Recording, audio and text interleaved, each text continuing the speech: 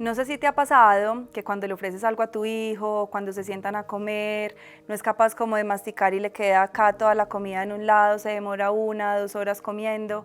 Hoy vamos a hablar un poquito de eso.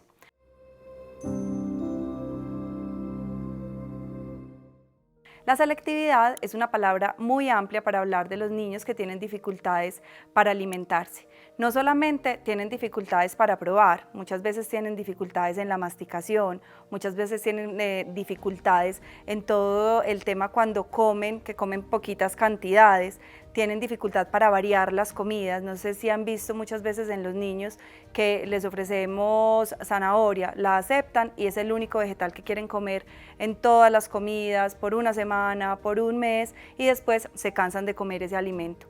Todas estas dificultades también tienen que ver con esa aceptación de acuerdo a las texturas, a las formas, a los colores, a los sabores. Entonces acá tenemos como varios niños que no solamente estamos hablando de que sean caprichosos, que sean rebeldes para comer, sino que tenemos que empezar a identificar varias causas que pueden estar causando esta selectividad. Muchas veces pensamos que los niños no comen simplemente porque no quieren comer y ya, pero hay varias causas, empezando por las orgánicas, que son las causas donde este niño puede tener alguna enfermedad, donde puede tener alguna dificultad para tragar, donde puede tener algunas dificultades motoras, donde no es capaz de caminar correctamente, no tiene la capacidad de sentarse derechito, tienen algunas dificultades psicológicas porque pudieron haber cambiado de cuidadores en un tiempo muy corto, pueden ser niños que han tenido duelos por pérdidas de alguno de sus padres, de sus abuelos, del cuidador, pueden tener dificultades incluso a nivel psiquiátrico porque tuvieron algún tema de ahogamiento cuando estaban comiéndose. En algún momento chiquitos se atoraron con cualquier cosa y esto puede generar también que estos niños empiecen a rechazar el momento de la hora de comer. Entonces acá es importante que nosotros podamos identificar de dónde sale esta selectividad porque no siempre hace parte de que sea un niño, vuelvo y digo, caprichoso. Hay una muy importante y es la del comportamiento, que de pronto es la causa más común de que estos niños no estén comiendo. ¿Cuál es esa parte del comportamiento? Que nosotros a veces como adultos, en el proceso de crecimiento y de desarrollo, ellos empiezan a cambiar su forma de alimentarse y nosotros empezamos a adaptarnos a esa forma de alimentarse. Entonces empezamos a disminuir ese portafolio de alimentos, dejando de ofrecer lo que comemos en familia. No sé si les pasa que muchas veces son 5 personas en la casa y las 5 personas empiezan a comer todas diferentes, que empezamos a ofrecer la comida a la carta, empezamos a preguntarle mucho a ese niño como, ¿y tú qué quieres comer hoy? ¿Qué te hago? ¿Será que vamos y compramos esto? ¿No quieres comer esto? Entonces ven, te hago otra cosa. Todo esto es súper importante trabajarlo desde que empezamos esa alimentación complementaria, porque aquí voy a hablar un poquito de cómo puede uno empezar a tener un niño con una selectividad. Acá vuelvo y digo, no solamente son causas desde el comportamiento, sino que también hay unas causas orgánicas. En este punto voy a hablar un poco de cuando empezamos alimentación, que hablo desde que empezamos a tomar leche materna, qué puede pasar, que puede intervenir en ese proceso de alimentación. Entonces, los niños que son alimentados con leche materna y que por alguna razón no hacen un buen agarre, no hacen una buena succión, pueden ser niños que después en su alimentación complementaria pueden tener dificultades porque no lograron tener el fortalecimiento que necesitan para poder hacer todo el proceso de masticado. Los niños que tenemos cuando empezamos la alimentación complementaria, que es cuando ellos pasan de esa lactancia o de la leche de fórmula a comer, empezamos a darle todo en papilla y lo seguimos así hasta 10, 11, 12 meses. Son niños que pueden también tener dificultades después para alimentarse, los niños que les ponemos mucha presión, que les hacemos así para comer, te sientas y te tienes que comer todo hasta el final, cuando la mesa se vuelve una mesa como agresiva o una mesa compleja porque queremos que se coman todo esto puede influir en que ese niño en el largo plazo pueda tener esa dificultad para comer.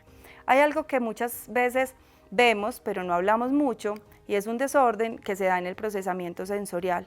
Nosotros comemos por los 5 sentidos, nosotros miramos, tocamos, olemos, oímos, porque cuando masticamos sentimos sonidos, hablamos de comida alrededor, entonces eso también entra por todo el sistema del oído y estamos también hablando del olfato. Entonces, esos 5 son importantes, pero también hay otros sistemas como el sistema vestibular, que es todo lo que nos integra como esa parte del equilibrio y todo el sistema propioceptivo, que es el que nos permite estar, digamos, en esta posición, caminar, manejar como todo ese cuerpo. Y muchas veces cuando encontramos esta selectividad, vemos que muchos niños pueden tener un desorden en toda esta parte como sensorial.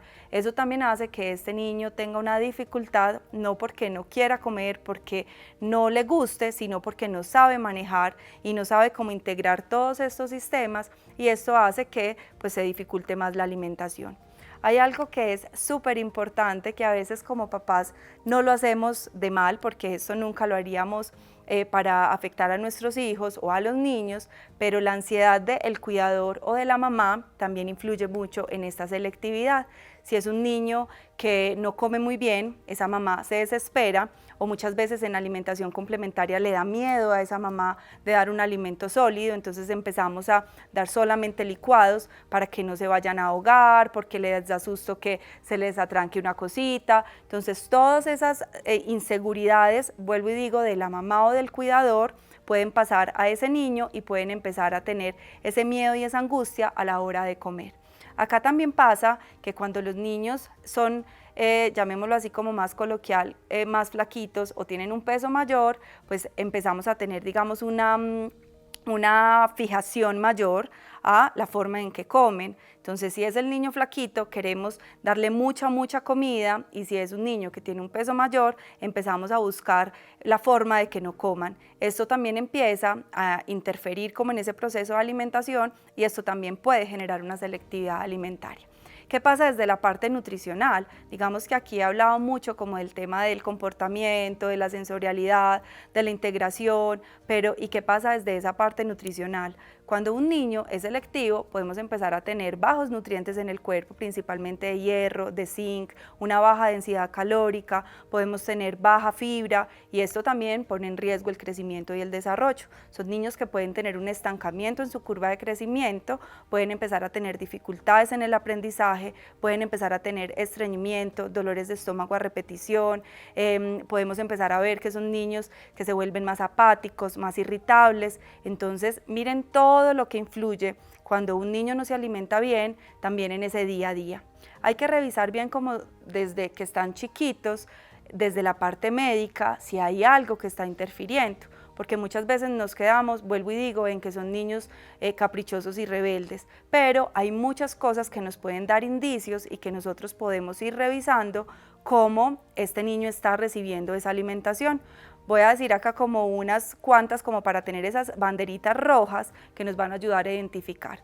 Niños que se quedan mucho rato con la comida, que todo el tiempo están teniendo vómitos y diarreas, eso nos puede hablar de que puedan tener alguna alergia alimentaria y un montón de cosas más que intervienen en esa alimentación.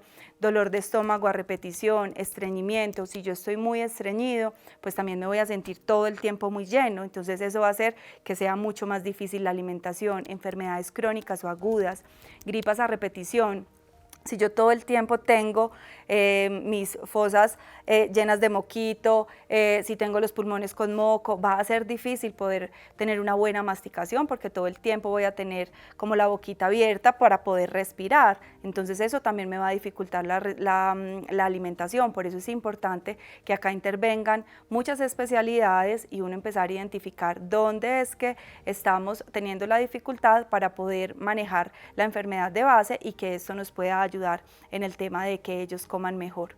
Un niño que se demora más de 40 minutos comiendo es un niño que puede estar teniendo alguna dificultad y que tenemos que empezar también a identificar para poderle ayudar. Acá con esto quiero cerrar que es importante, vuelvo y digo como si es un niño que vamos a trabajar ya desde la parte comportamental, porque si es desde la parte médica, pues el médico tendrá que, de acuerdo a su sintomatología, trabajarlo.